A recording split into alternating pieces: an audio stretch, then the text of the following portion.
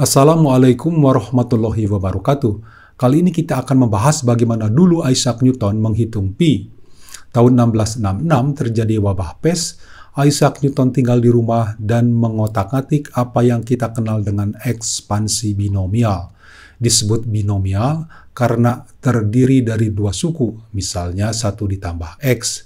Jika dikuadratkan, hasilnya adalah 1 ditambah 2x ditambah 1x kuadrat.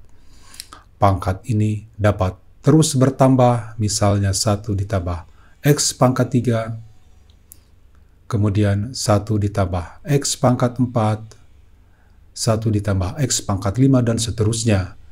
Kita dapat juga menambahkan pangkat 1 dan pangkat 0. Jika di ruas kanan ditulis hanya koefisiennya saja, maka akan membentuk apa yang kita kenal dengan segitiga Pascal. Dalam segitiga Pascal, koefisien dapat ditentukan oleh koefisien sebelumnya. Tetapi kita dapat menentukan suatu koefisien tanpa harus bergantung pada koefisien sebelumnya, yaitu dengan menggunakan kombinasi. Misalnya, kita menentukan ekspansi dari 1 ditambah x pangkat 4. Koefisiennya adalah 1,4641. Dengan kombinasi dituliskan kombinasi 40 sama dengan 1, lalu kombinasi 41 sama dengan 4, kombinasi 42 sama dengan 6, dan seterusnya.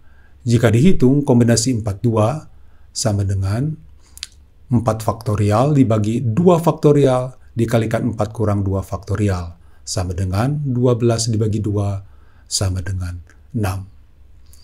Secara umum dapat dituliskan bahwa ekspansi dari 1 ditambah x pangkat n sama dengan kombinasi n0 ditambah kombinasi n1x dan seterusnya. Atau dapat dituliskan lebih lanjut atau diuraikan lebih lanjut, sehingga kombinasi n0 sama dengan 1, kombinasi n1 sama dengan n, dan kombinasi n2 sama dengan n dikalikan n kurang 1 dibagi 2 faktorial, dan seterusnya. Kita perhatikan bahwa n adalah bilangan-bilangan bulat, bukan negatif. Newton berpikir bagaimana jika n bukan bilangan bulat, misalnya n sama dengan setengah. Jawabannya adalah cukup dengan mengganti n dengan setengah. Jadi 1 ditambah x pangkat setengah sama dengan 1 ditambah setengah x, dan seterusnya. Menjadi pertanyaan, mengapa diperlukan ekspansi 1 ditambah x pangkat setengah? Karena persamaan lingkaran untuk R sama dengan 1, x kuadrat ditambah y kuadrat sama dengan 1, menghasilkan y sama dengan 1 dikurangi x kuadrat pangkat setengah.